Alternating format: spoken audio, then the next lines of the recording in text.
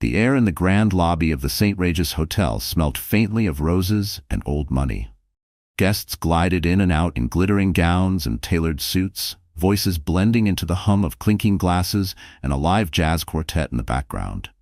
For most, it was just another Friday night in Manhattan's world of power and privilege. But for Lila Hart, standing frozen just inside the revolving doors, it felt like a battlefield. Her pulse hammered in her ears. She had told herself she'd never set foot in this hotel again, not after the humiliation she'd endured here 2 years ago. But tonight wasn't about the past. Tonight, she was here for her best friend's engagement party. A celebration Lila couldn't skip, even if every nerve in her body screamed at her to run. She adjusted the strap of her modest black dress, smoothed her trembling hands down the fabric, and took a deep breath. She was halfway to the ballroom when it happened. He was there. Ethan Vaughn. Her ex-husband. The man who had once vowed to love her until his last breath, only to shatter her world with cold precision. He stood at the far end of the lobby, effortlessly commanding attention in a charcoal suit, talking to a group of men who looked just as rich and dangerous as he did.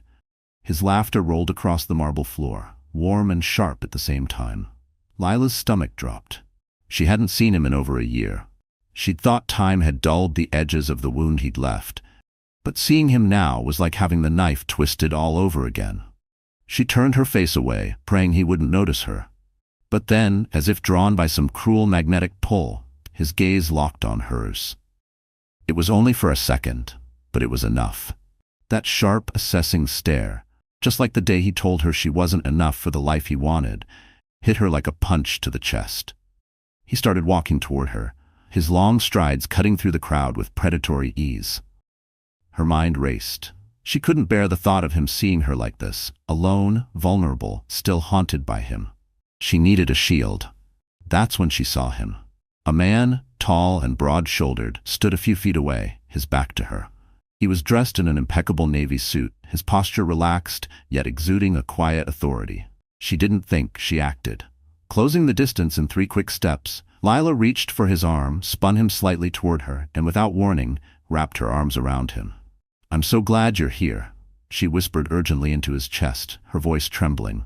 The man stiffened for a split second, then looked down at her. His eyes, deep, stormy gray, narrowed in curiosity, but he didn't pull away. Instead, his hand rested lightly on her back, his touch protective, almost possessive. "What's going on?" he murmured, his voice low and smooth, carrying a faint edge of amusement.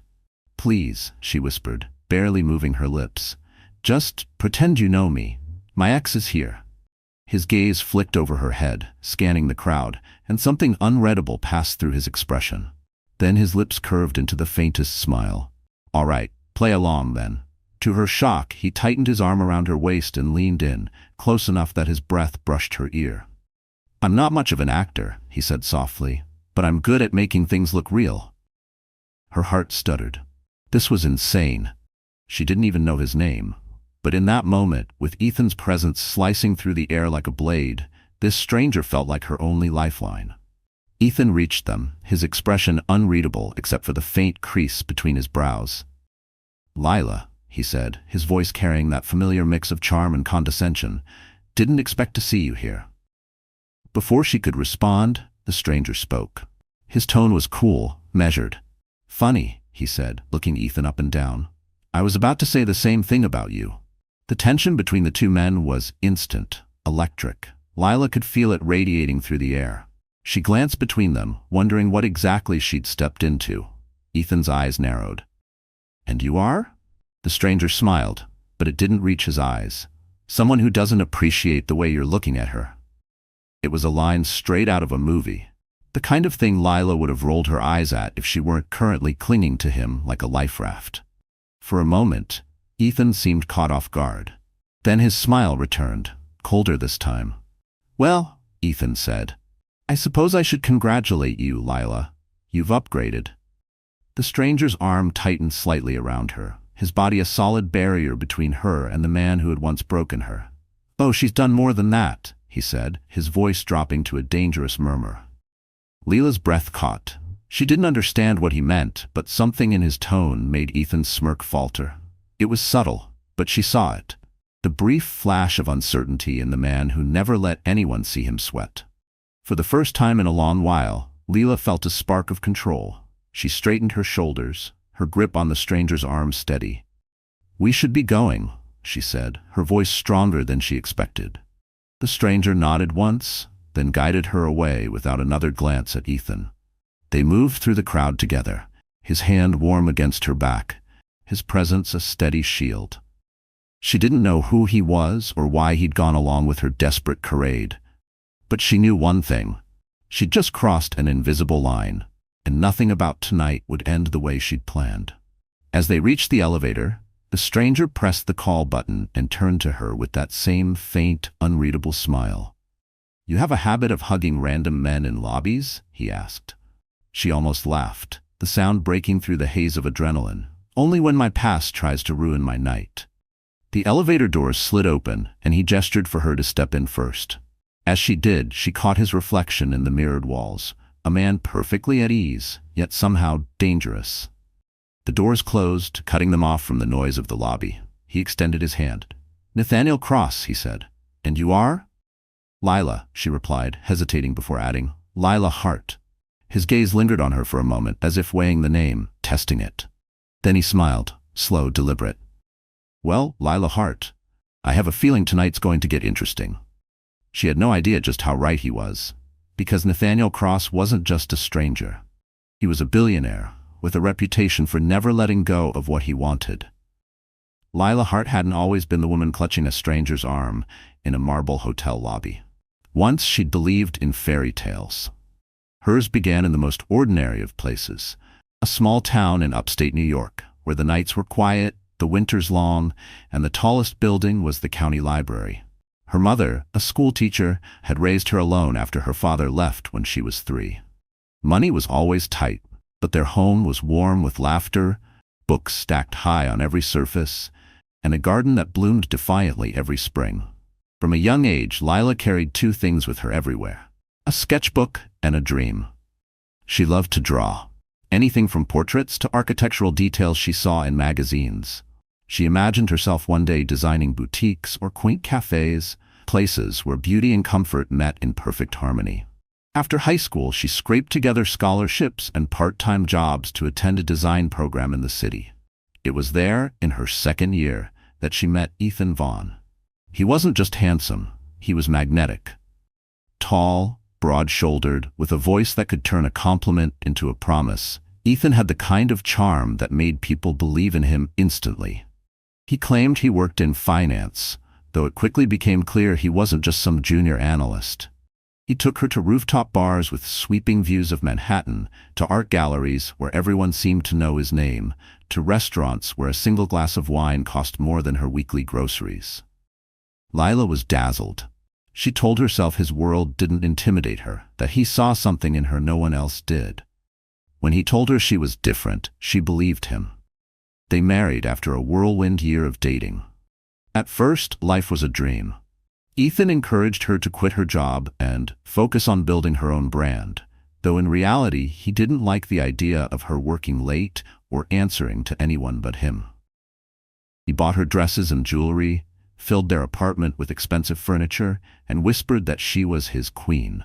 But over time, the edges of the fairy tale began to fray. It started small.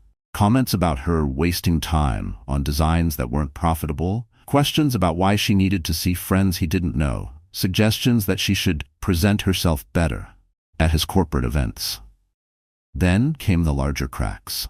Nights when he didn't come home until dawn, phone calls taken in hushed tones, unexplained charges on their credit card statements.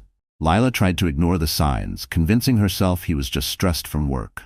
But one night, everything unraveled. She had been planning a quiet dinner for their anniversary. His favorite wine, candles, the pasta dish she'd learned from his mother. Ethan called an hour before he was due home to say he was caught up at a meeting. Something in his voice made her uneasy, so she decided to surprise him at his office. What she found was burned into her memory forever. Ethan in his glass-walled office, leaning against his desk, lips locked with a woman she had never seen before. The woman's hand was tangled in his tie, His was sliding up the back of her dress, and when Lila opened the door, he didn't even look guilty. He just straightened his jacket, smirked, and said, "This isn't what it looks like." But it was exactly what it looked like. The divorce that followed was swift and brutal. Ethan had powerful lawyers, and Lila, who'd given up her career and savings to be the wife he wanted, had almost nothing. In the settlement, she walked away with a small apartment, a battered savings account, and a broken heart. The months that followed were a blur of survival. She picked up freelance design jobs wherever she could, often working late into the night. Friends she thought she could count on drifted away, either uncomfortable with her new reality or unwilling to choose sides against Ethan. Her mother tried to help, but she was still a teacher in a small town. There was only so much she could do. Lila told herself she was healing. She told herself she was stronger now, that she had learned her lesson. But the truth was, she carried the humiliation like a weight, afraid to let anyone close enough to see the cracks. And then came the invitation to Claire's engagement party. Claire had been her roommate in college, the one person who had stood by her during the divorce. They didn't see each other often, but when Claire asked her to come, Lila couldn't say no. She wanted to be there for her friend, to show that she was moving on, even if she had to fake the confidence she no longer felt.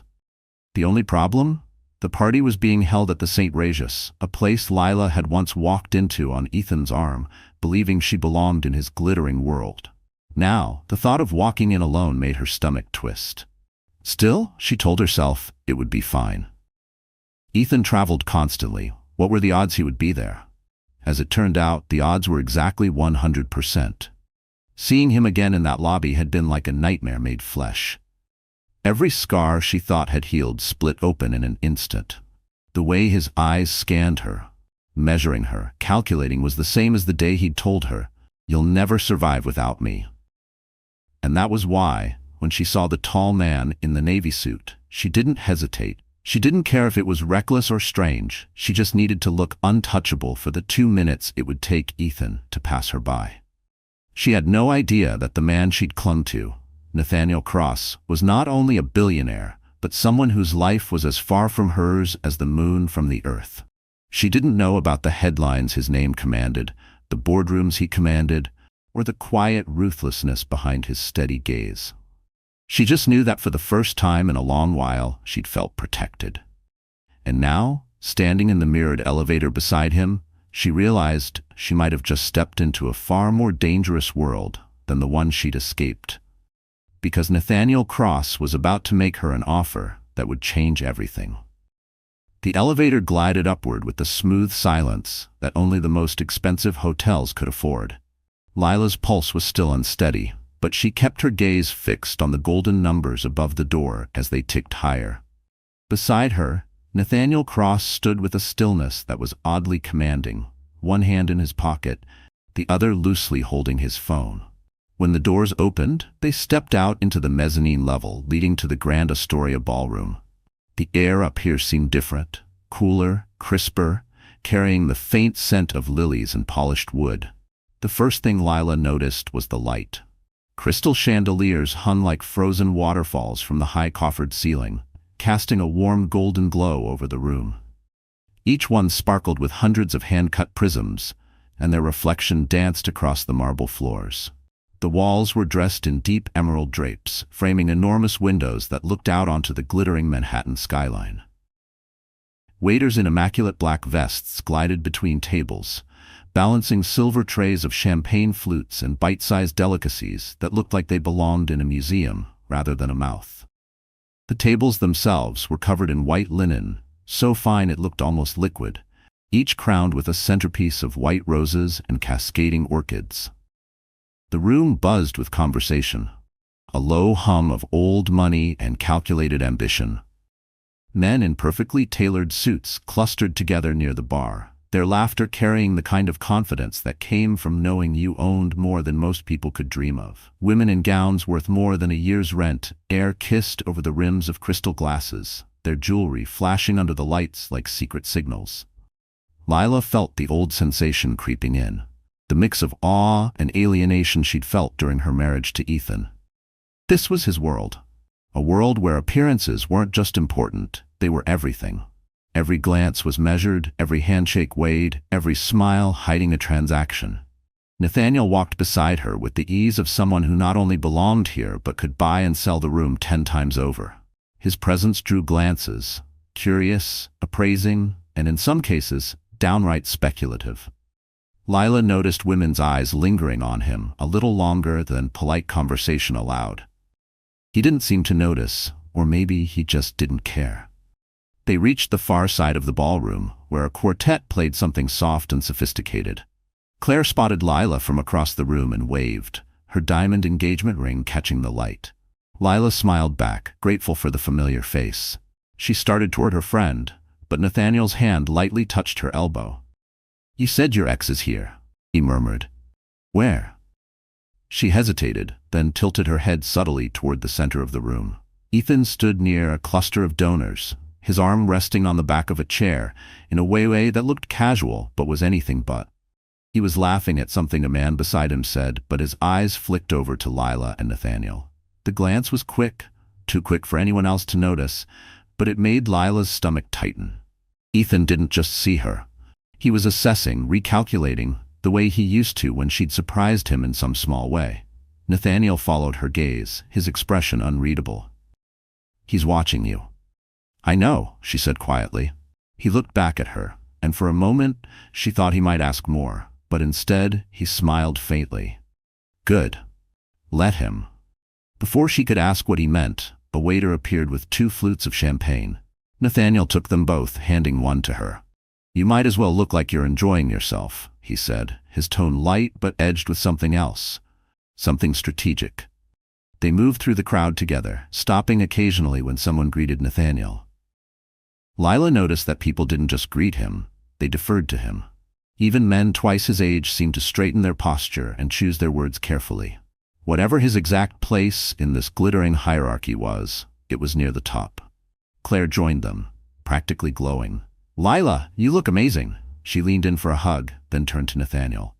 "And you must be?" "Nathaniel Cross," he said, shaking her hand. Claire blinked, recognition dawning in her eyes. "As in Cross Industries," he gave a small nod. "Guilty." Claire shot Lila a look that said, "We're going to talk about this later," but the moment was interrupted by a ripple of motion near the center of the room. A tall man in a navy suit, different shade than Nathaniel's, stepped up to the microphone on the small stage at the front. His voice carried easily over the murmur of the crowd. "Ladies and gentlemen, thank you for joining us tonight for the annual Hearts for Hope charity gala." The speech continued, all warm words about generosity and community, but Lila barely heard it. Her eyes kept finding Ethan. He was still watching her, though now his expression had shifted, less surprise, more calculation. The moment the applause started, Ethan began making his way toward them. The crowd seemed to part for him, like they always had when he was moving toward something he wanted. Nathaniel noticed. Without a word, he shifted slightly, angling his body so that when Ethan arrived, Lila was standing just half a step behind him, shielded from direct view. "Lila," Ethan said smoothly when he reached them. His smile was polite, his eyes anything but. "I didn't know you'd be here tonight." "Surprise," she said, her voice steady even though her heart was pounding. Ethan's gaze flicked to Nathaniel. "And you are?" "Nathaniel Cross," he said evenly. Recognition flickered in Ethan's eyes. "Ah, I've heard of you." "I'm sure you have," Nathaniel replied, his tone mild but edged with steel. The 2 men stood there for a moment, the tension stretching between them like a live wire. Lila could feel the weight of eyes on them from nearby guests. Claire reappeared at her side, chatting breezily to fill the silence, but Lila's attention stayed locked on Ethan. She could see the question forming behind his smile. What is she doing with him? And for the first time, she didn't mind him wondering. Nathaniel broke the silence first. "If you'll excuse us," he said, his hand settling lightly at the small of Lila's back. "We have somewhere to be." He guided her away without waiting for Ethan's response. They crossed the room, leaving the hum of speculation in their wake. Only when they reached the quieter hallway outside the ballroom did Lila let out the breath she'd been holding. "You didn't have to do that," she said softly. Nathaniel glanced at her. "Yes," he said, "I did." And that was when Lila realized Nathaniel Cross hadn't just stepped in to help her. He'd just declared a silent war on Ethan Vaughn. Ethan Vaughn was the kind of man who could make a room stop breathing when he walked in. It wasn't just his height or the broad set of his shoulders or even the sharp planes of his face that photographers loved. It was the way he carried himself. Like the rules didn't apply to him because in his world, they didn't. He'd built his empire on that very belief. Born to a wealthy family in Connecticut, Ethan had been groomed for success from birth. His father was a hedge fund manager with a Rolodex that could move markets. His mother was an heiress who specialized in social events that doubled as power brokering opportunities. Ethan had inherited their looks, their connections, and their ruthless understanding of how the world really worked. In college, he'd been the golden boy, captain of the rowing team, president of his fraternity, the guy professors remembered because he could talk his way into extensions and extra credit without ever seeming desperate. By the time he was 30, he'd leveraged his family's influence into a career in high-stakes investment banking, specializing in corporate takeovers. Ethan didn't just close deals, he consumed them. Companies folded under his strategy, rivals crumbled, and every victory made him more untouchable. In the glossy business magazines, he was hailed as a visionary. But behind the champagne toasts and the tailored suits, he was something far less glamorous. A man who believed winning was the only thing worth caring about, and people were just pieces on the board. Lila had learned that the hard way. When they first met, Ethan had been all charm and gallantry, sweeping her into a life she'd never imagined. He told her he admired her ambition, her creativity. He bought her sketchbooks and whispered about the design firm they'd start together one day. But once the ring was on her finger, the admiration curdled into criticism. "You don't really understand this world," he'd say when she questioned a decision. Or, "You're too sensitive. In my business, you have to be willing to play hard." It wasn't long before the criticism turned into control. He'd comment on what she wore. Too plain, too flashy, not the right designer for the crowd they were seeing. He'd accidentally forget to mention events until the last minute, so she had no time to prepare. And when she succeeded at something on her own, like getting a freelance design project published in a local magazine, he'd brush it off as cute, but unimportant. The night she caught him with another woman had been the end of their marriage, but not the end of his reach. Even after the divorce, Ethan made sure she felt his presence. Mutual friends accidentally passed along his digs, how she was struggling, how she'd never make it without him. When she tried to pick up clients in the design world, she found doors quietly closing. She didn't have proof, but she knew Ethan was behind it. Ethan's cruelty wasn't loud. It was deliberate, strategic. He never raised his voice. He never looked angry in public. He could ruin someone's reputation with a single sentence over dinner, all while smiling and toasting to their continued success. Tonight, at the St. Regis, Lila could feel that same quiet threat radiating off him. From the moment Nathaniel Cross put himself between them in the ballroom, Ethan's demeanor had shifted. To anyone else, he looked calm, even amused. But Lila recognized the subtle signs, the way his jaw tensed just before he smiled, the calculating glint in his eyes. Ethan wasn't the kind of man to be publicly challenged without consequences, and Nathaniel had just done exactly that. What unsettled her most was the fact that she couldn't read his plan yet. Ethan never acted without one. Nathaniel, on the other hand, seemed unbothered.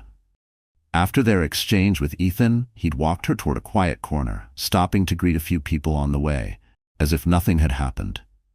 But Lila could feel it in the air. The shift in the room, the whispers starting, the ripple effect that always followed when powerful men crossed paths. And she knew Ethan well enough to know he wouldn't let it end with a polite nod and a drink. "Your ex," Nathaniel said after a moment, glancing toward where Ethan now stood talking to another group, "likes to be the center of the room." "That's one way of putting it," Lila replied, trying to keep her tone light. Nathaniel studied her for a moment. "What did he do to you?" She hesitated. Part of her wanted to shrug it off, to keep her history locked away, where Ethan couldn't use it against her again. But Nathaniel's gaze was steady, not prying so much as waiting. "He taught me," she said finally. That some people only see you for what you can give them, and once you're no longer useful, you're disposable. Nathaniel's jaw tightened slightly, but his voice stayed even. And yet you're here, in the same room as him. For a friend, she said, not for him. Nathaniel's eyes flicked briefly toward Ethan again. Good, because men like that, when they lose control, they tend to get creative. The implication wasn't lost on her. Across the room, Ethan laughed at something one of his companions said, but his eyes found Lila again. This time, he didn't look away. He raised his glass in a slow, mocking toast. The gesture was small enough that no one else might notice, but it was meant for her alone. She felt that old, familiar dread stir in her chest. Ethan was telling her he still had the upper hand, that no matter who she stood beside tonight, he could still reach her. Nathaniel noticed her reaction. Ignore him, he said quietly. That's not how it works with Ethan, she replied. Nathaniel's lips curved into something that was almost a smile, but there was nothing warm in it. Then maybe it's time someone showed him how it works with me. For a moment, Lila didn't know what to say. She'd only just met Nathaniel, yet here he was, talking about stepping into a battle she'd been fighting alone for years. The problem was, battles with Ethan weren't just won or lost, they were survived. And she wasn't sure anyone could come out unscathed. And then, as if to prove her fears right, Ethan Vaughn started walking toward them again, this time with a very deliberate smile. Ethan's approach was slow, unhurried, the way a predator might circle prey it already knew couldn't escape. The murmur of conversation in the ballroom barely masked the subtle shift in energy. Lila felt it before she saw it, the way people began glancing over their champagne flutes, whispering behind manicured hands. Nathaniel, standing beside her, didn't move.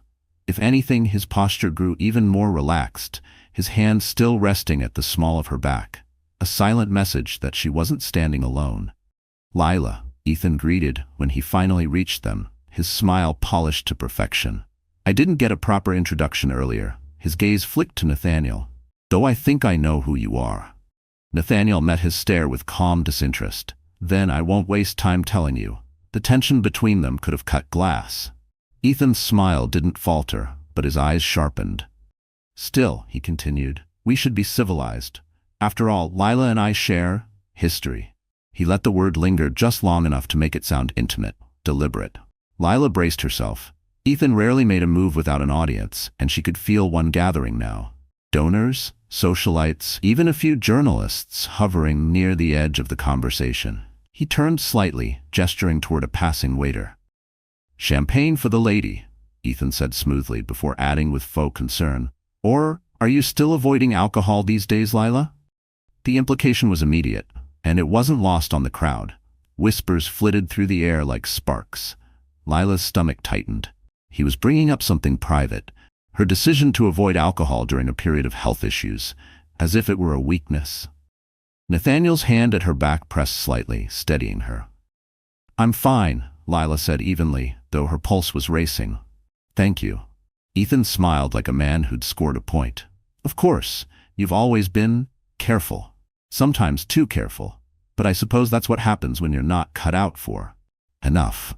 Nathaniel's voice cut through Ethan's words like a blade. It wasn't loud, but it carried, drawing the attention of everyone within earshot. If you have something to say to her, say it without the innuendo.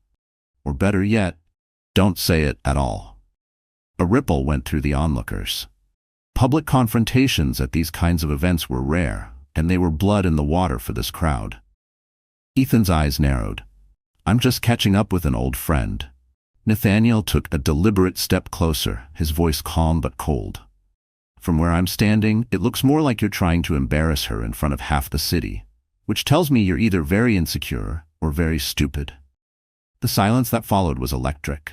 Lila's heart pounded, not just from the words, but from the way Nathaniel delivered them, with complete, unshakable control. Ethan's jaw flexed, but he smiled again, though now it looked strained. Careful, Cross. You don't know me. I don't need to, Nathaniel replied, his gaze unwavering. I know enough. For a moment no one moved. Then Ethan chuckled, though there was no humor in it. Well, he said, I wouldn't want to keep you from whatever this is. His eyes slid over Lila, a silent promise that this wasn't over. Enjoy your evening. He turned and walked away, the crowd subtly parting for him. But the damage was done, not to Lila, but to his own carefully crafted image. People had seen him challenged, and more importantly, they'd seen him walk away. Lila exhaled slowly, only now realizing how tightly she'd been gripping her champagne flute. "You didn't have to do that," she murmured. Nathaniel glanced at her, his expression unreadable. "Yes, I did. He's used to controlling the narrative. Sometimes you have to remind people that they're not the only ones who can set the tone." Before she could respond, Claire appeared at her side, eyes wide. "What was that?" she whispered. "Do you have any idea how many people just saw that exchange? Ethan Vaughn doesn't get talked to like that, ever." Lila opened her mouth to answer, but the sound of a microphone tapping filled the room. A man in a tuxedo stepped onto the stage, smiling broadly. "Ladies and gentlemen, if I could have your attention, please. It's time for the charity auction." The crowd shifted toward the front, eager to see what treasures would go under the hammer. Nathaniel guided Lila toward a pair of seats near the center, his hands still at her back. She could feel the eyes on them, the speculation in every glance. As the auctioneer began, Lila tried to focus on the items being presented: exotic vacations, rare wines, signed memorabilia, but she could sense Ethan somewhere behind her, watching, waiting. Halfway through, the auctioneer unveiled the centerpiece item: a week-long stay at a private villa in the Amalfi Coast, complete with a yacht and personal chef. Bidding started high and climbed quickly. 200,000, a man called from the back.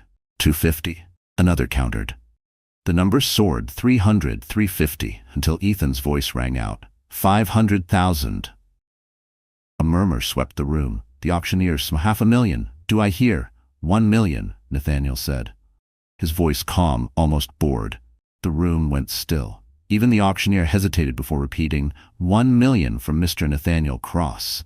Ethan's expression was unreadable, but his eyes locked on Nathaniel's. After a beat, he gave a tight smile and leaned back in his chair, conceding. The gavel came down. The audience applauded, but Lila's mind was spinning. That wasn't just a bid, it was a message. As the applause faded, Nathaniel leaned toward her, his voice low. Sometimes the easiest way to win is to make sure the other man can't. Lila didn't know whether to laugh or worry. "You just spent $1 million to prove a point?" His eyes met hers. "I'd spend more." Before she could respond, a shadow fell over their table. She looked up to see Ethan, his smile back in place, his tone pleasant enough to fool anyone who didn't know him. "Congratulations on your win," he said to Nathaniel. Then, to Lila, "I'll see you before the night's over." And with that, he walked away, leaving Lila with the chilling certainty that whatever came next would not be in front of an audience. The moment the gala ended, Lila slipped away. Nathaniel had offered to walk her out, but she'd insisted she was fine, claiming she needed a few minutes to say goodbye to her friend Claire. In truth, she just needed space. Space to breathe, space to think, space to quiet the pounding in her head. The grand lobby of the St. Regis was quieter now, the crowd thinning as the last guests trickled out into the night. Lila moved toward a shadowed alcove near the side entrance, her heels clicking softly against the marble. She leaned back against the cool wall and closed her eyes. The entire evening replayed in her mind like a reel she couldn't pause. Ethan's smug smile, his calculated jabs, the way the crowd leaned in for every word. And Nathaniel, steady, unflinching, throwing himself between her and a man he'd only just met. It should have made her feel safer. Instead, it left her unsettled, because she knew how Ethan operated.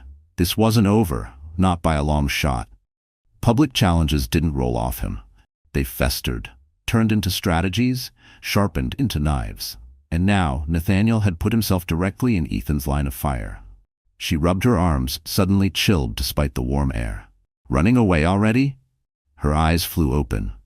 Ethan stood just a few feet away, hands in his pockets, his posture relaxed as if they were two old friends catching up. "I'm leaving," she said flatly. He stepped closer, his voice dropping to a conversational murmur.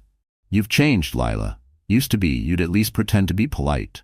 I stopped pretending a long time ago." Ethan's smile didn't waver, and yet here you are, at my event. "It wasn't your event," she shot back. "It was a charity gala." His eyes glinted. "Funded by my firm. Organized by people I choose. You really think you can move in these circles without running into me?" The implication was clear. This was still his world, and she was trespassing. "You don't control where I go," she said, though her voice wasn't as steady as she wanted.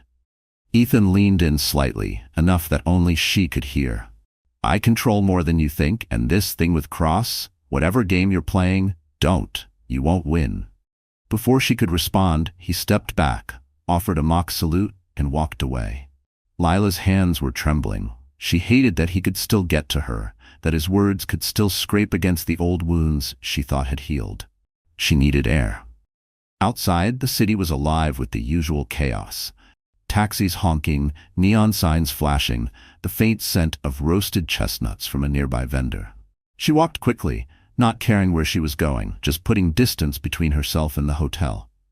By the time she reached her apartment, her feet ached, and her dress felt like it weighed 100 pounds. She dropped her clutch on the kitchen counter and sank onto the couch, staring at the dark window. The adrenaline from earlier had drained away, leaving only exhaustion. She thought about calling Claire, but she didn't want to explain the scene with Ethan, not tonight. She thought about calling her mother, but she didn't want to hear the worry in her voice. Instead, she poured herself a glass of water and tried to focus on her breathing. Her phone buzzed. A text from an unknown number lit up the screen. "You looked good tonight." Her stomach dropped. She didn't need to guess who it was from. She deleted the message without replying, but the unease lingered. It wasn't until nearly midnight that there was a knock at her door. She froze. No one visited her this late. When she peered through the peephole, she saw Nathaniel. She opened the door, frowning. "How do you know where I live?" He gave a small shrug. "You left your clutch at the hotel. Thought you might want it back." He held it out. She took it, feeling suddenly self-conscious in her loose sweater and leggings. "You could have given it to Claire." "I could have," he agreed. "But I wanted to make sure you were all right." She hesitated, then stepped aside. "Do you want to come in?"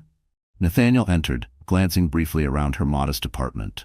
If he noticed the mismatched furniture or the stack of unpaid bills on the counter, he didn't comment. "You left in a hurry," he said. "I didn't want to make a scene," she replied. He studied her for a moment. "Ethan spoke to you after the gala. It wasn't a question." "Yes," she admitted. "And before you ask, no, I don't want to talk about it." Nathaniel's jaw tightened slightly, but he nodded. "Fair enough. But you should know, he's already asking questions about me, about us." Lila's stomach twisted. "There is no us." His gaze didn't waver. Not yet. She didn't know how to respond to that, so she looked away. "Why are you doing this?" "Because I don't like bullies," he said simply, "and your ex-husband fits the bill." She almost laughed, but it came out brittle. "You don't know him, Nathaniel. He doesn't fight fair. He won't come at you directly. He'll go after anything he thinks matters to you."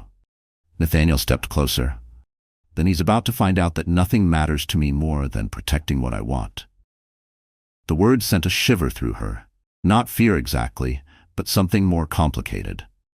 She opened her mouth to respond, but her phone buzzed again. Another text from the same unknown number. "We should have a proper talk, just you and me. Tomorrow night." Nathaniel saw the screen over her shoulder. "Ethan?" She didn't answer, but her silence was enough. He took the phone gently from her hand, typed a reply without asking, and hit send. "What did you just do?" she demanded. "I told him we'll see him tomorrow," Nathaniel said calmly. "Together." And in that moment, Lila realized that whatever tomorrow brought, it wouldn't just be her fight anymore. It would be theirs. The next evening arrived faster than Lila expected. She'd barely slept, her mind replaying every possible version of what could happen when they met Ethan.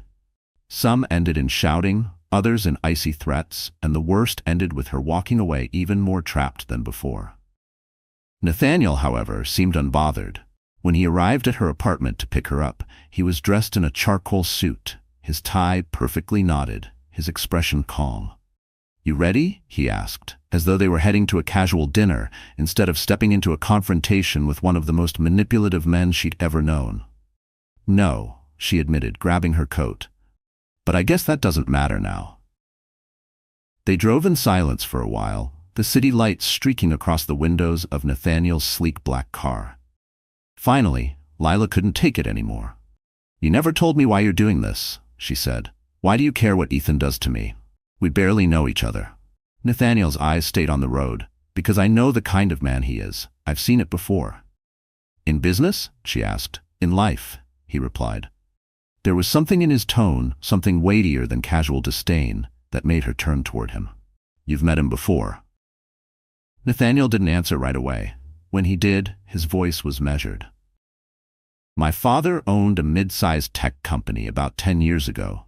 We weren't giants, but we were profitable. Ethan's firm came in under the guise of an investment partnership. My father trusted them, trusted him. 6 months later, the company was stripped for parts, sold off to Ethan's associates, and my father was forced to declare bankruptcy. Lila's chest tightened. That's legal, Nathaniel finished, his jaw tightening, and calculated. My father died 2 years later, heart failure, but I know what really killed him.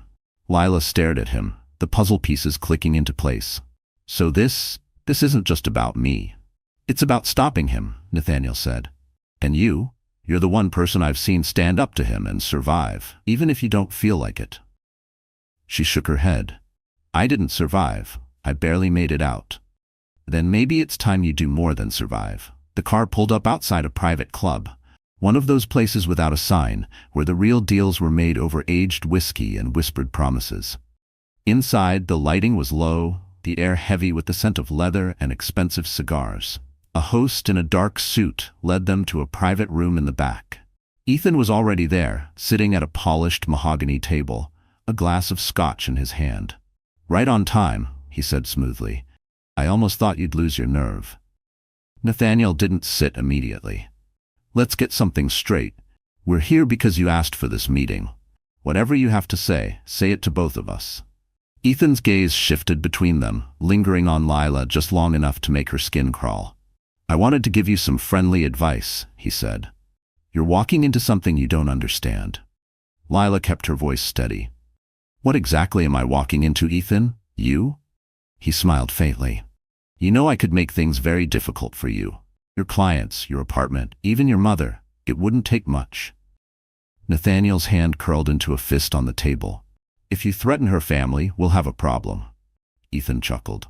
We already have a problem, Cross. I know exactly who you are, the angry son of a man who didn't know how to protect what he built. You think buying a few companies and throwing your money around makes you untouchable? I've buried bigger men than you.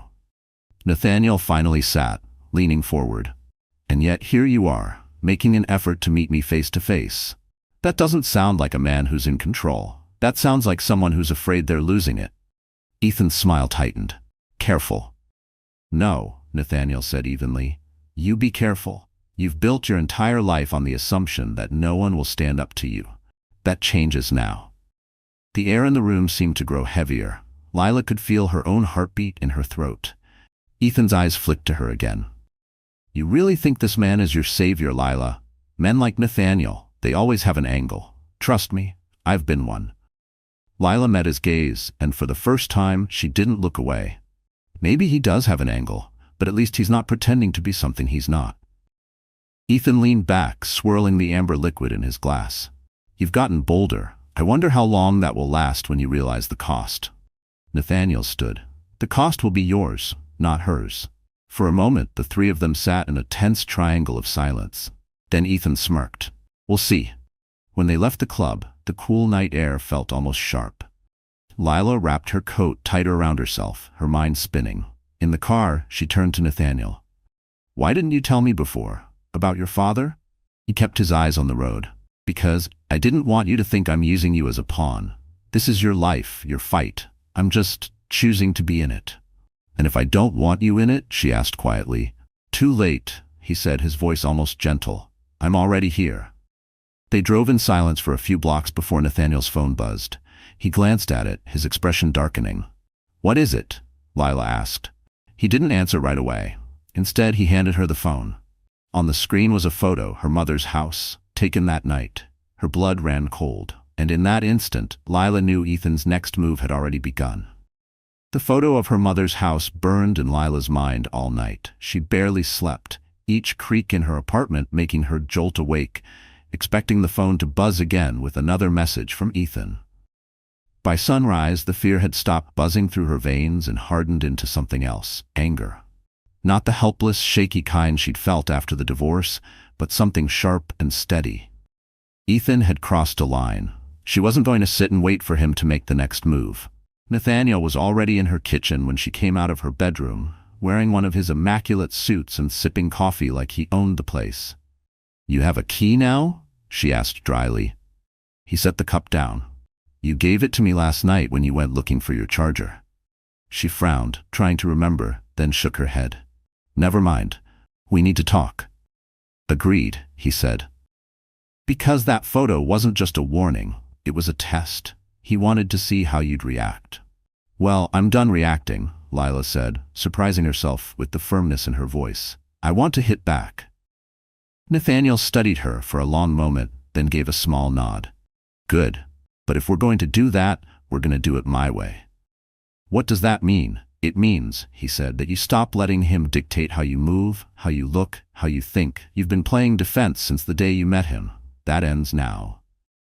She crossed her arms. "And what exactly does your way involve?" Nathaniel's mouth curved into the faintest smile. "First, we change the way you walk into a room."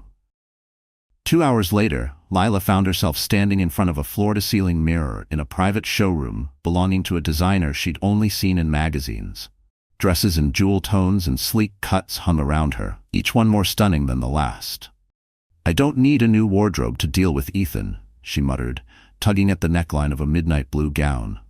"No," Nathaniel agreed, "but you need to remind yourself, and him, that you are not the woman he broke." The words landed heavier than she expected. She turned back to the mirror, studying the way the gown draped over her frame, the way the color brought out the green in her eyes. She barely recognized herself, but for the first time in a long time, she liked what she saw.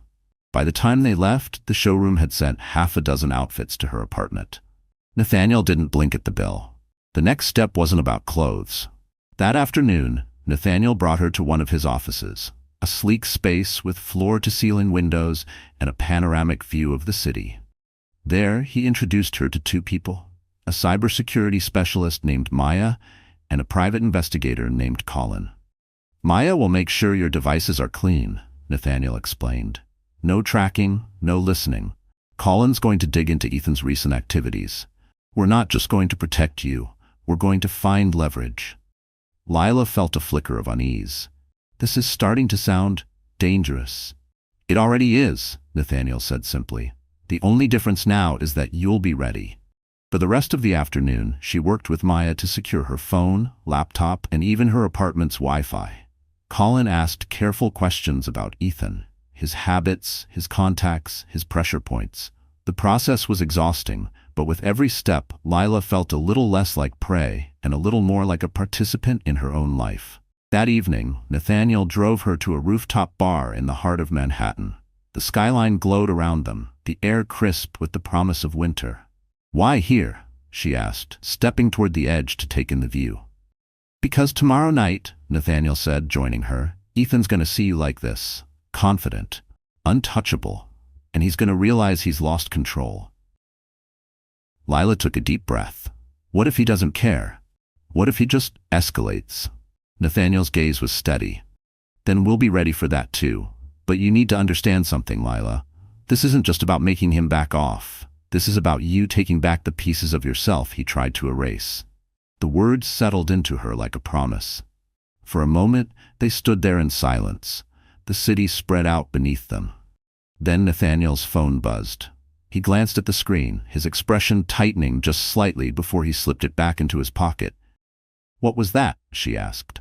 "Nothing you need to worry about tonight," he said. "Just focus on tomorrow."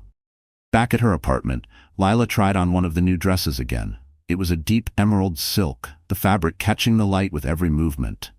She practiced walking in it, holding her head high, her shoulders back. She thought about all the times Ethan had told her she was too plain, too timid, too small to matter. And with each step across the room, she felt those words lose a little more of their power.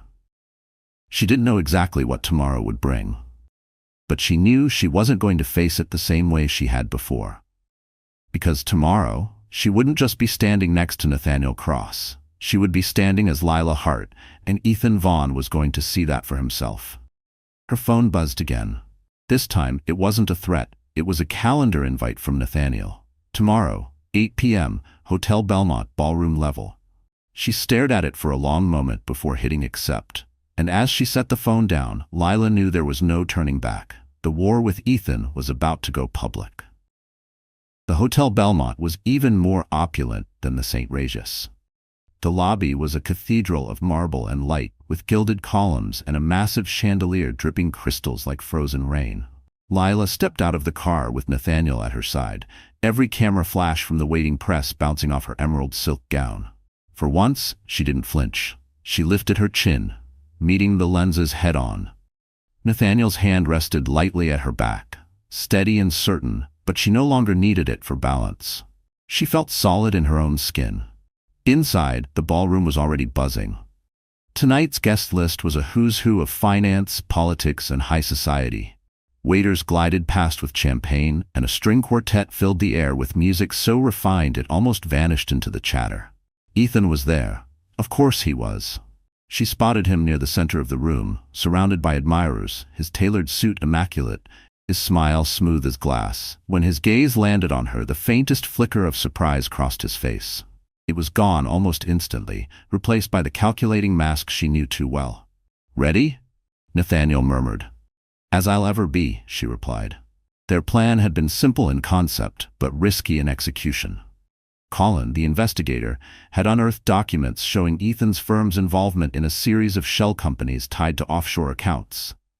Accounts that had been quietly siphoning charity funds from events like this one. Maya had prepared the presentation. Nathaniel had arranged for the right people to be in the room.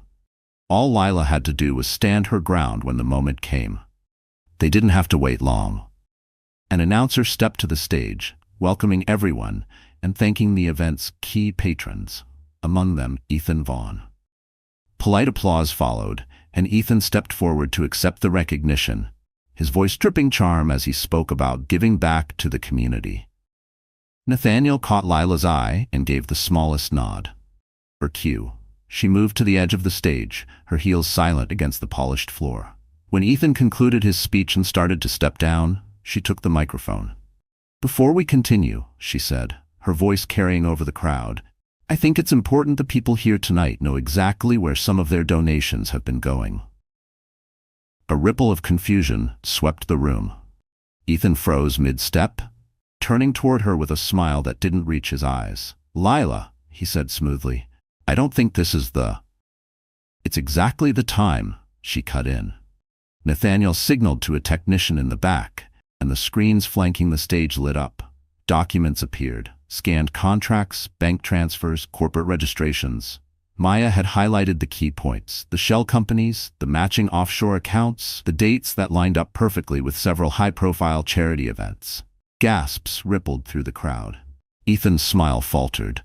"These are baseless accusations." "They're facts," Nathaniel said from the floor, his voice cutting through the noise. "Verified by independent auditors. You've been using charity events to launder money, Ethan, and you've been doing it for years." The crowd erupted, some people whispering, others pulling out their phones.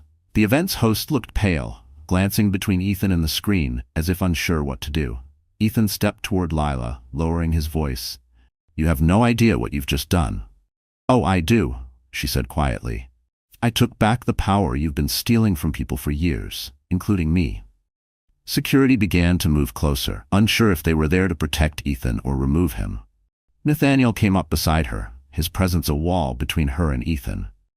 "The authorities are already on their way," he said evenly. "You won't talk your way out of this one." Ethan's mask cracked for the first time that night. "You think this makes you safe?" he hissed at Lila. "You think this ends with me walking out of here in cuffs? You have no idea how deep this goes." "Maybe not," she replied, "but I know it's deeper than you can climb out of." The doors at the back of the ballroom swung open. Two men in dark suits entered, flashing badges. They moved straight toward Ethan, speaking to him quietly before leading him away through the sea of watching eyes. The room was silent, except for the click of cameras and the low murmur of speculation. Lila's knees felt unsteady, but she held her head high. Nathaniel took the microphone from her hand and addressed the crowd. Tonight was meant to be about generosity and trust. Let's make sure it still is.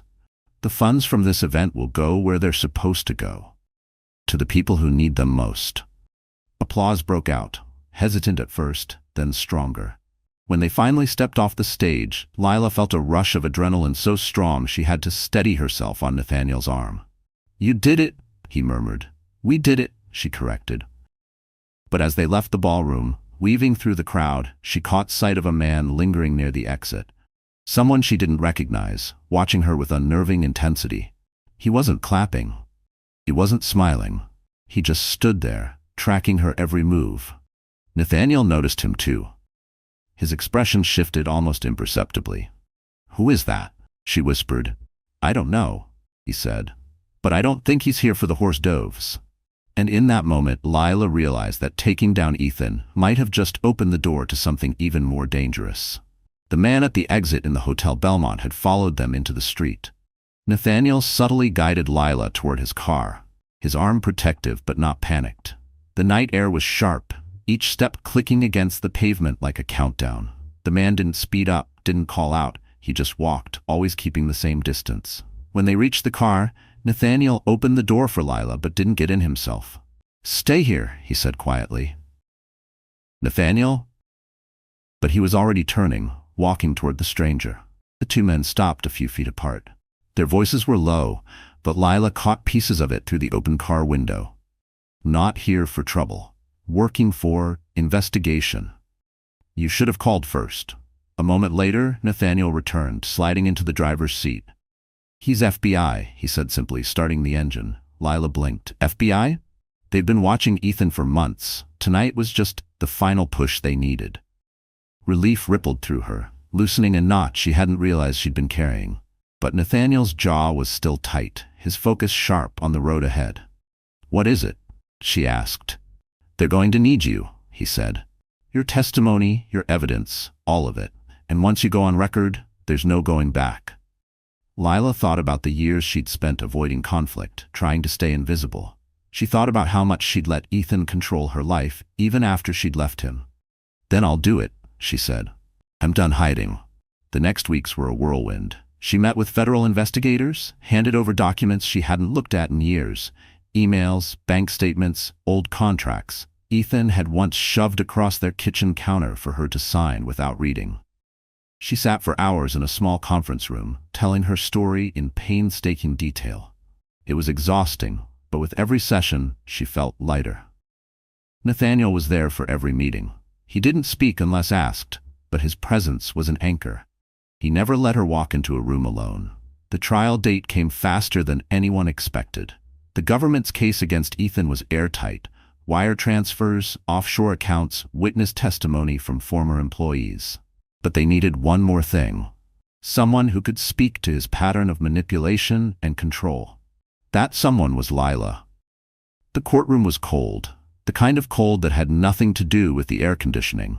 Ethan sat at the defense table, his suit immaculate, his hair perfect, but his expression tighter than she'd ever seen it. When she took the stand, her hands trembled at first. She told herself it was nerves, but once she started speaking, the words came easier. She talked about the subtle control, the way he isolated her from friends, the calculated humiliation in public. She spoke about the financial pressure, the contracts she'd been coerced into signing, the charity events she'd later learned were covers for laundering money. Ethan's attorney tried to rattle her, but she didn't flinch. Not this time. When she stepped down, she caught Nathaniel's eye. He gave the smallest nod, pride clear in his expression. The verdict came after only 3 hours of deliberation, guilty on all counts. Ethan's bail was denied. He was led from the courtroom in handcuffs, his face pale, his composure finally cracked. Outside, reporters swarmed. Microphones and cameras pressed in, voices shouting questions. Lila answered only one. "What will you do now that this is over?" She smiled, the kind that came from deep inside. "Live, on my own terms." In the weeks that followed, she kept her word. She took on new design clients, not caring whether they moved in Ethan's circles. She moved to a loft she'd chosen for the light streaming through its big windows, not for its prestige or location. She reconnected with friends she hadn't seen in years, people Ethan had once pushed out of her orbit. One afternoon, she found herself at the same rooftop bar Nathaniel had brought her to before the showdown. He joined her, a glass of something amber in his hand. "Strange to think it's over," she said, gazing out at the skyline. "It's not over," he said, leaning against the railing. "It's just different. You're different." She thought about that. "I guess I am." "You're stronger," he said simply. "And that's not because of me, that's you." She smiled, feeling the truth of it settle in her chest. They stood in companionable silence for a while, watching the sun sink behind the skyscrapers. Finally, Nathaniel spoke again. "You know, when I first saw you at the St. Regis, hugging a stranger to avoid your ex-husband, I thought you were just trying to escape for a moment. I didn't realize you were ready to escape for good." She laughed softly. "I didn't realize it either, but I am now." The wind lifted her hair, carrying away the last traces of the fear that had shadowed her for so long. She wasn't the woman Ethan had broken. She wasn't even the woman who had stood trembling in the lobby of the St. Regis. She was someone new. Nathaniel raised his glass slightly. "To living on your own terms." She clinked her glass against his. "To never going back." As the last light of day bathed the city in gold, Lila knew this wasn't just an ending. It was the start of something she'd once thought impossible. A life that was truly hers. And for the first time in years, she felt completely, absolutely free. So that's it, my friends. Our story has come to an end. But if you're still here, watching until now, then something in Lila's journey has touched you in a way that's hard to ignore. Maybe it's the reminder that, as the Stoics taught, we suffer more often in imagination than in reality. Or maybe it's the truth that real freedom begins when we stop letting fear make our choices. Lila learned to reclaim her voice, her dignity, and her life, and so can you. If there's one thing you take from this, let it be this. The past does not define you, but the courage you show today will shape your future. Now, if this story moved you, don't just close the video. Like it, share it with someone who might need it, and subscribe so you never miss the next journey towards strength and healing.